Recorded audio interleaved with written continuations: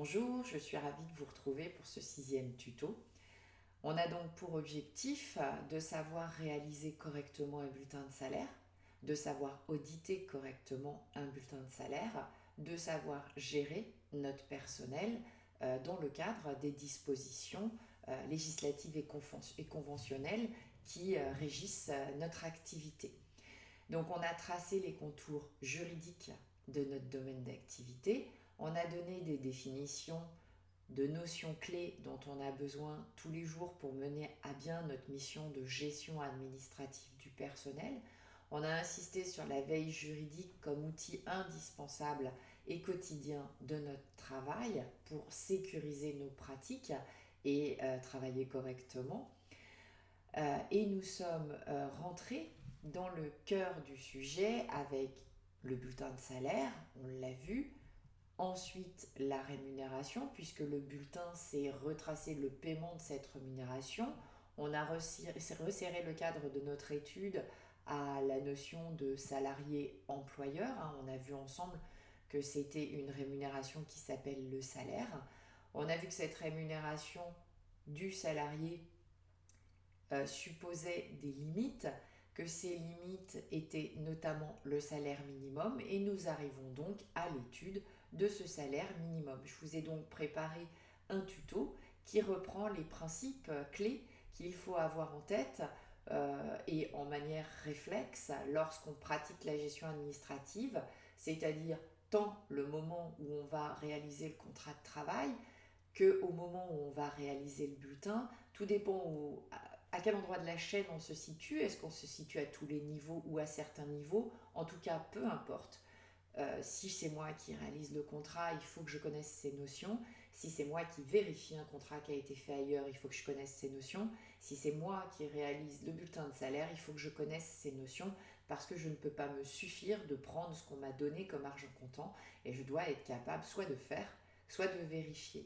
Donc les notions relatives au salaire minimum vont intervenir à ce moment-là de la gestion administrative du personnel. En tout cas, il y a un moment donné où il va falloir se poser ces questions.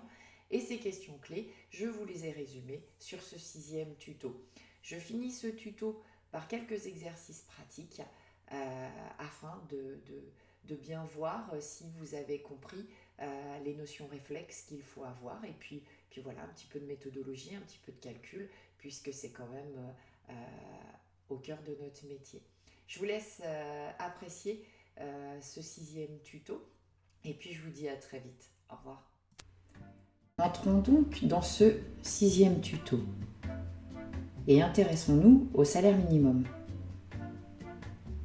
Nous allons voir dans ce tuto 2 salaires minimums qu'il faut avoir en référence pour traiter ses payes et rédiger ses contrats de travail pour la clause rémunération.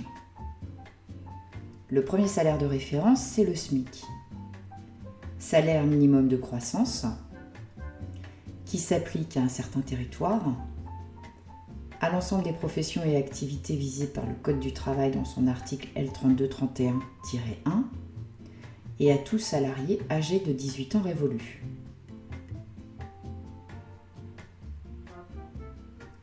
Ce SMIC, que vous devez avoir en référence pour vérifier vos salaires, est applicable aux seuls salariés. Et comme nous l'avons déjà vu, un salarié, c'est quelqu'un qui est titulaire d'un contrat de travail. Ce qui veut dire qu'il s'applique à tout salarié, quelles que soient les stipulations du contrat, quel que soit le mode de rémunération. En revanche, ça veut aussi dire que certaines catégories ne sont pas visées par le SMIC et donc leurs rémunérations n'ont pas à être définies en référence à ce minimum obligatoire. On pense aux dirigeants, qui seraient simplement rémunérés pour leur mandat social, par exemple, et qui n'ont pas de contrat de travail. Et une autre exception peut être citée, le cas des VRP. Pourquoi ? Parce qu'en fait, ce SMIC, ce salaire minimum que nous devons avoir en référence comme minimum obligatoire de paye, est calculé en fonction d'un horaire effectif, et les VRP, eux, eh bien, ils n'ont pas un horaire de travail connu de manière précise. Ensuite, on peut dire que le SMIC est revalorisé au 1er janvier de chaque année, sauf augmentation qui serait due à une augmentation de l'indice des prix d'un certain pourcentage, ou bien d'un coup de pouce qui serait décidé par le gouvernement. Ce qui veut dire que chaque 1er janvier, vous devez vous tenir au fait de l'augmentation de ce SMIC. Pourquoi ? Parce que tout relèvement du SMIC fait que vous devez comparer vos rémunérations, vos salaires par rapport à ce minimum. Bien entendu, des salariés qui entrent dans son champ d'application, tel que nous l'avons vu juste avant. Donc en fait, chaque rémunération qui devient en deçà de ce montant obligatoire devra être réestimée et réévaluée. Le montant du SMIC pour cette année est à 10,03 horaires bruts. Il est de 7,57 à Mayotte. Si nous avons un salarié qui travaille 35 heures hebdomadaires et qui est mensualisé sur 52 semaines, alors ça nous donne un salaire minimum brut obligatoire pour le mois de 1 521,22 €. Parce que le SMIC se calcule et se vérifie chaque mois de paye. Chaque mois, le salaire ne peut être inférieur à ce montant-là. Attention à ceux qui ont des horaires imprécis ou d'équivalence. Je vous renvoie aux précisions qui peuvent être apportées sur ces catégories-là. Ensuite, j'attire votre attention sur le fait que un abattement peut être fait sur le SMIC pour les salariés âgés de moins de 18 ans, dans certaines conditions. Il ne faut pas que ceux-ci aient déjà 6 mois d'expérience dans le métier et il ne faut pas que la convention prévoie autrement. Nous avons également la catégorie apprentis et contrats de professionnalisation qui ne sont pas forcément payés au SMIC en totalité, mais qui peuvent être payés en pourcentage selon une grille bien particulière, loi et ou convention collective.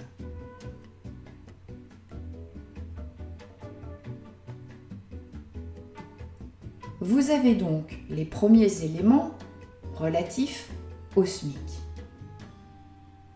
Vous allez donc devoir vérifier que les payes que vous réalisez ou que le montant de la rémunération qui a été décidé par l'employeur atteint bien ce minimum obligatoire légal.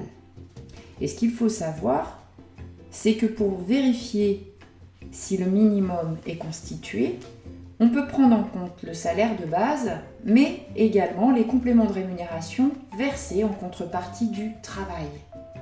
Ce qui veut dire que notre rémunération à vérifier par rapport au SMIC peut inclure certaines primes.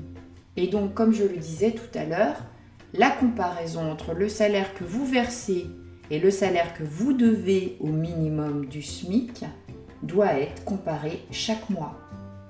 Je vous ai mis quelques exemples d'éléments pris en compte et vous avez les avantages en nature, le complément de salaire versé au titre de la RTT par exemple, le pourboire, les primes sur chiffre d'affaires, les primes de performance, enfin tout ce qui est élément relatif à la contrepartie du travail. Ce qui veut dire qu'un salarié mensualisé par exemple à 1 200 € de salaire de base mais qui aurait une prime sur chiffre d'affaires liée à l'activité de 350 € brut a un salaire de 1 550 € et donc le SMIC est respecté. Certains éléments sont exclus de cette vérification et vous avez le cas des majorations pour heures supplémentaires, l'intéressement, la prime d'ancienneté, prime d'assiduité et autres éléments qui ne rentrent pas en compte pour dire que le SMIC est atteint. Je vous renvoie également à vos conventions collectives par rapport à ces éléments-là.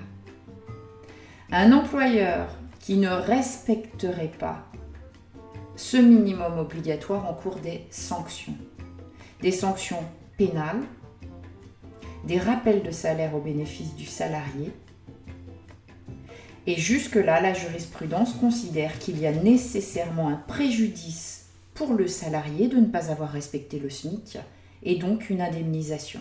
Il faut savoir que la pénalité est risquée pour chaque infraction qui est relevée dans l'entreprise. Comme d'habitude, je vous ai mis un certain nombre de sites professionnels sur lesquels vous pouvez vous rendre pour avoir plus de détails sur ce SMIC.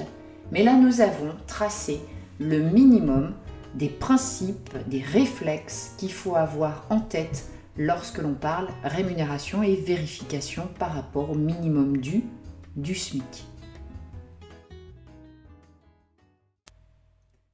Le deuxième élément que nous allons voir comme limite à la libre fixation du salaire entre l'employeur et le salarié, c'est le SMC ou le SMH. Salaire minimum conventionnel ou salaire minimum hiérarchique. L'intitulé dépend de votre convention collective, de votre accord collectif dont relève votre entreprise. Nous allons procéder au même raisonnement que nous venons de procéder pour le SMIC. Nous allons d'abord voir que ce minimum conventionnel que je dois retenir pour l'appliquer à la paye de mon salarié X, eh bien c'est le salaire qui est relatif à la classification que j'ai retenue pour mon salarié. Classification qui ressort des emplois de la convention collective. À chaque classification de convention collective, une grille de rémunération. Je prends la classification, j'ai un salaire. Il est évident qu'il faut se référer aux fonctions réellement exercées par le salarié, c'est-à-dire que tout employeur qui souhaiterait se soustraire à son obligation de bonne classification afin de payer un salaire moins élevé s'expose au risque du rappel de salaire parce que les juges iront vérifier les fonctions qui étaient réellement exercées. Du coup, si votre employeur essaye de vous faire faire ça, alors attirez son attention sur les risques encourus. Un minimum conventionnel qui serait fixé par rapport à la durée du travail du salarié peut être proratisé pour un salarié d'un établissement où la durée collective du travail est inférieure. Donc, vérifiez durée du travail de votre salarié et que prévoit ma convention collective. Est-ce qu'elle est affectée, la grille, est-ce qu'elle est affectée à une durée de travail? Le salaire minimum conventionnel, en général, c'est un minimum mensuel. Ce minimum mensuel, de la même manière qu'on l'a vu tout à l'heure avec le SMIC, va être vérifié mois par mois. J'ai une paye au mois, j'ai un minimum mensuel, je vérifie si je suis bien au-dessus ou au moins égal à ce minimum mensuel de la grille de salaire. Ce qui veut dire qu'une prime qui serait versée de manière non mensuelle ne serait prise en compte que le mois où elle est versée pour vérifier que mon salaire minimum mensuel est atteint. Ce qui veut dire aussi qu'un salarié qui n'aurait pas eu ce minimum mensuel chaque mois a le droit à un rappel de salaire. Et un employeur ne peut pas s'exonérer de son obligation en disant qu'à un mois donné, il a versé plus et que donc ça compense. Ça ne marche pas. Un mois, un salaire, un minimum, une vérification. Certaines conventions collectives prévoient des rémunérations minimales annuelles. Et c'est le cas de la métallurgie par exemple. La métallurgie, si vous allez voir par exemple la Loire-Atlantique, vous verrez que la rémunération minimale que nous devons à un salarié est calculée sur l'année. Ce qui veut dire qu'on va prendre en compte tous les éléments versés dans l'année, forcément, comme tout à l'heure pour le SMIC, les éléments ayant la nature de salaire, les éléments pris en compte pour vérifier que notre minimum est atteint, et pas forcément tous les éléments. Et donc si la rémunération perçue au cours de l'année a été inférieure à ce qui était dû, alors un complément de salaire lui sera versé. Tout au moins il lui est dû. Et s'il n'est pas versé, encore une fois, risque. Une question qu'on va se poser, quelle est l'incidence du SMIC sur ce minimum conventionnel? Eh bien le SMIC par nature, il est sans incidence sur le montant des salaires issus d'une grille de la convention collective. Les grilles de convention collective, d'accords collectifs, sont des négociations entre partenaires sociaux. Le SMIC, quand il augmente le 1er janvier, n'a pas d'augmentation automatique et du même pourcentage sur ma grille de salaire. La loi prohibe en effet d'indexer sa grille de salaire sur l'augmentation du SMIC. En revanche, quel est le minimum que devra faire un employeur? C'est de vérifier que ce minimum conventionnel ne passe pas en dessous du montant du SMIC annuel, auquel cas le salaire qui serait applicable au minimum aux salariés deviendrait le SMIC.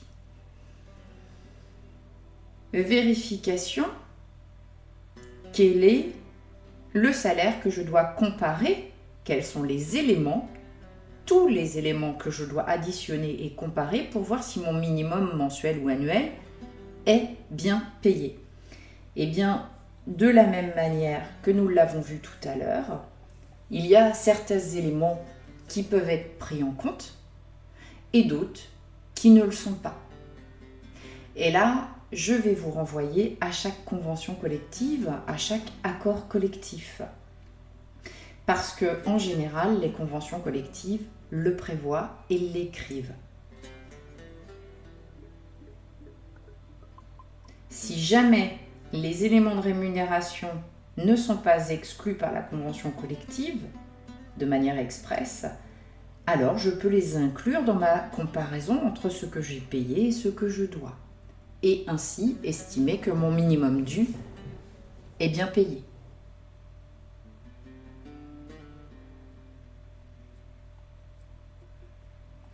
Si la convention collective ne donne pas d'informations, alors on peut inclure dans la vérification les sommes dont le versement est directement lié à l'exécution de la prestation de travail.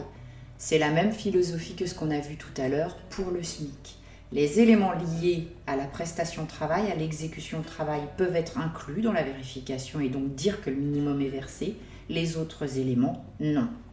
Sachant qu'une convention collective peut carrément exclure tout élément de la vérification et estimer que ce sera le salaire de base qui devra être égal au minimum mensuel ou annuel indiqué dans sa convention, dans sa grille de salaire. J'attire votre attention sur le fait que la pratique a pu créer des usages. Et vous avez pu aussi inclure dans vos contrats de travail des éléments. Et à partir de ce moment-là, vous y êtes tenu, même si votre convention collective dit autre chose. Le plus avantageux aux salariés sera applicable dans ces cas-là. Je finis sur un point important, le minimum conventionnel et le SMIC ont une influence sur l'assiette des cotisations de sécurité sociale. En effet, le montant des cotisations sera calculé sur le montant minimum du SMIC ou du minimum hiérarchique de la convention collective, mais ce point-là, nous reviendrons dessus au moment où nous verrons les cotisations, les charges sociales et les bases de cotisation, tout simplement. Je voulais rajouter quelque chose. Je voulais attirer votre attention sur le point que le SMIC, s'il se substitue au salaire minimum conventionnel parce qu'il passerait au-dessus. En revanche, toutes les primes qui sont calculées, les primes de votre convention collective, les primes que vous auriez définies contractuellement ou par accord dans votre entreprise, et qui sont fonction et relatives au montant de ce minimum conventionnel, n'ont pas à être substituées par le SMIC parce qu'il devient supérieur. La base de cette prime peut rester au minimum conventionnel, même si celui-ci est inférieur au SMIC. Donc là, je vous renvoie à vos conventions collectives et j'attire votre attention de faire attention. Trop de services payent commettent l'erreur d'augmenter d'autant la base d'une prime d'ancienneté, par exemple, parce qu'elle est sur le minimum conventionnel et que le minimum conventionnel est passé en dessous du SMIC, donc j'augmente ma base de prime d'ancienneté à hauteur du SMIC. Erreur, grosse erreur et coût pour l'employeur. Donc, si la base de la prime d'ancienneté, c'est le minimum conventionnel, aucune obligation de passer ce minimum à hauteur du SMIC. Faites attention. Faites donc attention à lire, à bien interpréter, mais dans la limite du raisonnable de l'interprétation juridique. Creusez, vérifiez, lisez la jurisprudence et essayez de chercher sur les sites. Ne faites pas de l'interprétation à la va-vite parce que ça pourrait coûter cher à l'employeur d'une mauvaise pratique sur ces éléments-là. Voilà, je vous indique dans la foulée quelques sites de référence encore pour aller glaner quelques informations complémentaires et je vous retrouve pour quelques exercices. Comme souvent, je vous ai mis en référence le site travail-emploi.gouv pour tout ce qui va être notion, définition, code du travail. Et pour ce qui est convention collective, suivi de votre convention collective, parce que c'est quand même capital pour être informé et être à jour et appliquer comme il faut, quand il faut, tout ce qui est relatif à votre convention. Vous pouvez trouver les textes sur le site de Légifrance. Le problème, c'est qu'il peut y avoir un délai entre le moment où la négociation a été faite, l'arrêté d'extension passé et le site mis à jour. Donc je conseille de doubler pour ceux qui ne sont pas abonnés forcément à une mise à jour directe de leur convention collective. On est bien d'accord. Ou pour ceux qui sont aux études et qui n'ont pas l'abonnement à ces conventions collectives. Eh bien, le site des éditions Tissot a une newsletter et chaque matin, vous recevez toutes les conventions qui ont bougé et sur quel point elles ont bougé. Donc vous serez au moins informé de l'accord qui a été passé et ensuite il faudra suivre de l'arrêté d'extension. Parce que tant que l'accord n'a pas été étendu, il n'est pas applicable d'office à toutes les entreprises relevant de son champ. Donc ce qui veut dire que un autre jour, à un instant T, vous recevrez une newsletter un matin sur lequel la convention collective, vous aurez l'information que là, il y a eu l'arrêté d'extension. Donc cette newsletter est très intéressante pour être à jour parce que ça vous permet de vous mettre en veille et quand vous êtes informé qu'un texte a été négocié, après vous allez être en veille de savoir quand est-ce que ce texte va être étendu et donc applicable à votre entreprise. Voilà pour le conseil des sites de référence dont il ne faut pas faire l'économie d'aller jeter un œil pour assurer sa veille sociale.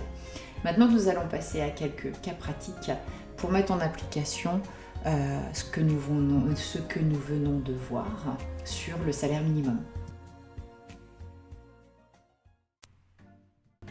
Nous allons faire quelques cas d'entreprise pour pratiquer les notions que nous venons de voir sur le salaire minimum.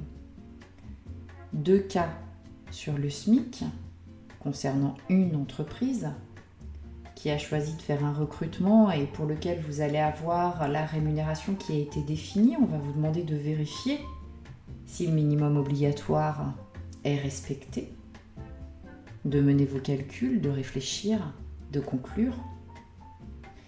Ensuite, dans cette même entreprise, il y a des embauches de jeunes qui sont prévues. Quelle est la rémunération? Pourquoi? Comment?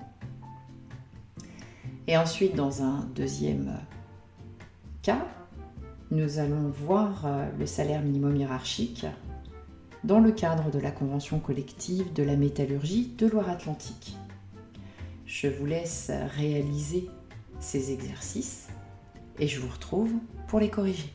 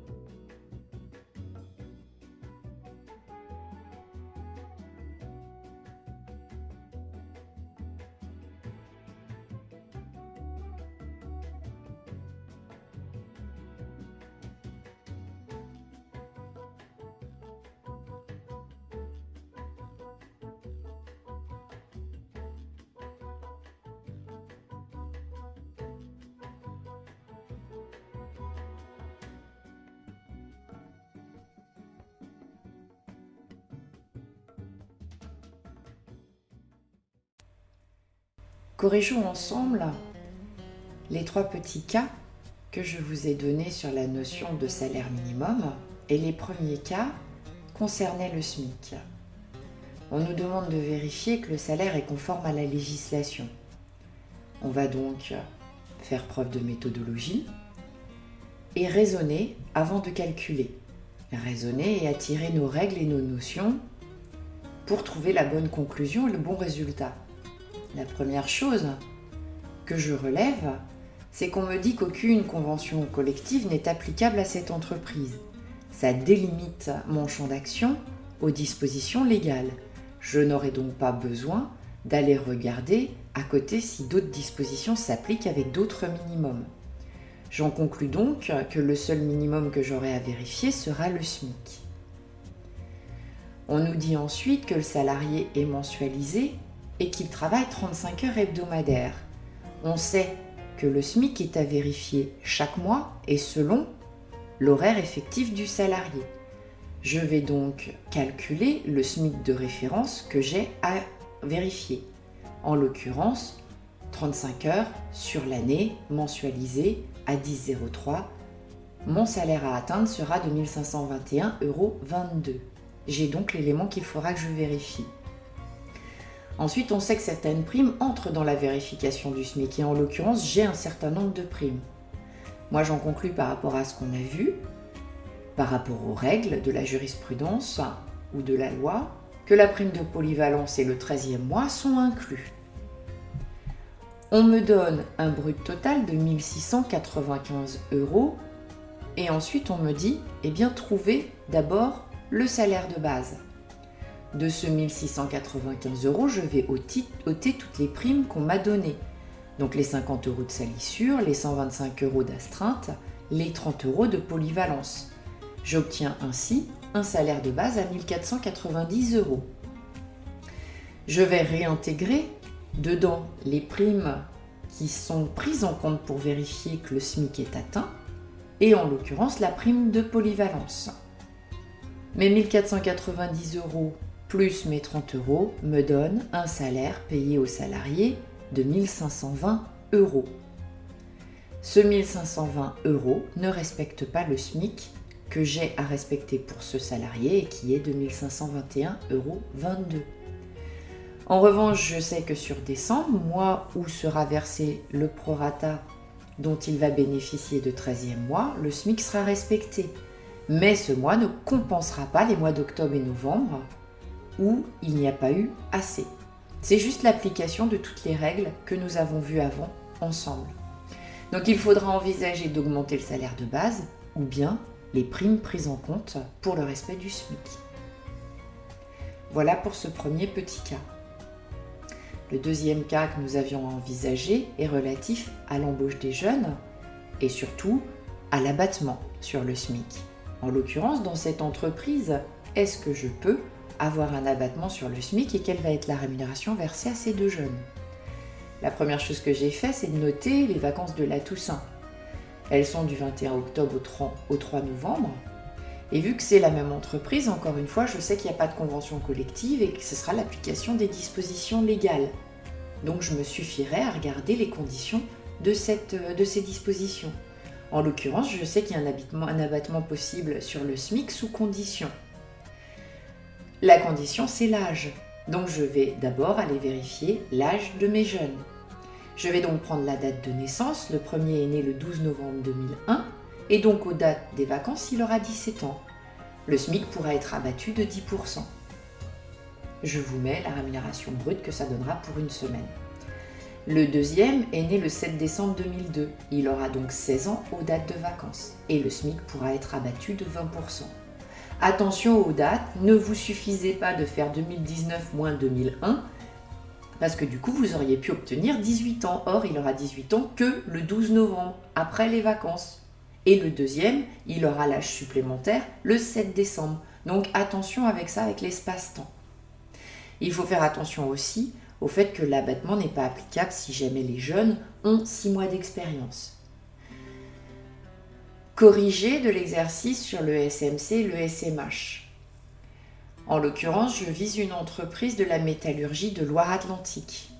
Je vais donc attirer de part vers moi les accords nationaux de la métallurgie pour ce qui est de la classification des salariés, et ensuite attirer la convention du département de Loire-Atlantique pour avoir la grille de salaire et les minimums à appliquer. Donc je sais, parce que j'ai été vérifiée, que la dernière grille de salaire de cette convention collective date du 18 mai 2018 et qu'elle a été étendue le 15 janvier 2019. Donc ça veut dire qu'elle est applicable à toutes les entreprises entrant dans son champ d'application. Donc à partir de là, j'ai les textes que je dois appliquer et je vais regarder les salaires qui sont donnés par la grille. Dans les principes qu'on a vus tout à l'heure, je citais la métallurgie comme étant une de ces conventions qui donne des minimums annuels. Et le minimum annuel qui est donné, c'est pour un horaire hebdomadaire de 35 heures, soit 151h67 mensualisées. Je regarde bien tout ce qui a été énoncé et défini par la convention pour avoir mon cadre dans lequel je vais évoluer et faire le parallèle avec mon cas qui me concerne. Donc nous, c'est bien le cas de notre salarié. Et donc sa classification qui m'est donnée est niveau 1, échelon 1, COEF 140. Le minimum qui est donné par la grille est bien de 17 987 €, comme l'avance la RH qui se défendait d'avoir fait une erreur. Sauf que si on va plus bas dans cette grille, on voit qu'elle précise que les salaires des ouvriers doivent être augmentés de 3%. Ce qui veut dire que le salaire de ce salarié sur l'année doit être de 18 526,61 € brut annuel au minimum. Le salarié a donc raison, son salaire est insuffisant. Et il faudra intervenir pour faire quelque chose. Et une régularisation de salaire. On ne peut pas se suffire de ça, il faut aussi regarder si le montant du SMIC a été respecté. Et donc on va définir le SMIC annuel.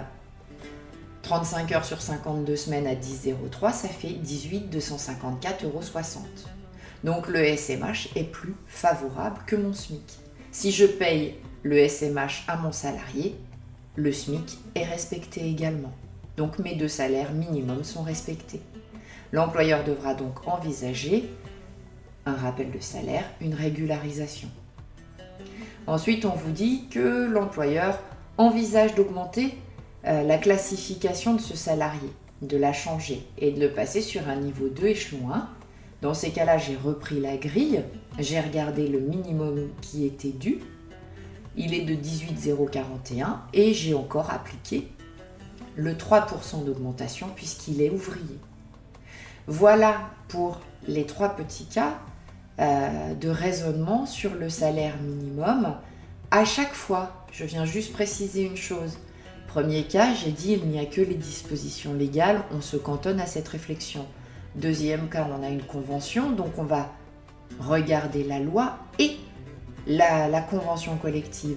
Mais on peut rajouter que là-dedans, il pourrait y avoir une entreprise. On n'oublie pas de regarder les contrats, les accords collectifs d'entreprise et les usages qui peuvent être créés. D'accord ? Donc sur tout ça, notre raisonnement il est bon et nos calculs sont bons et nos conclusions sont bonnes. Mais on n'oublie pas quand même que dans chaque entreprise, on ira vérifier ce que je viens de dire, les accords collectifs, les usages et les contrats. D'accord ? Voilà les petits raisonnements sur lesquels je voulais vous amener pour ancrer ces notions et cette pratique du salaire minimum.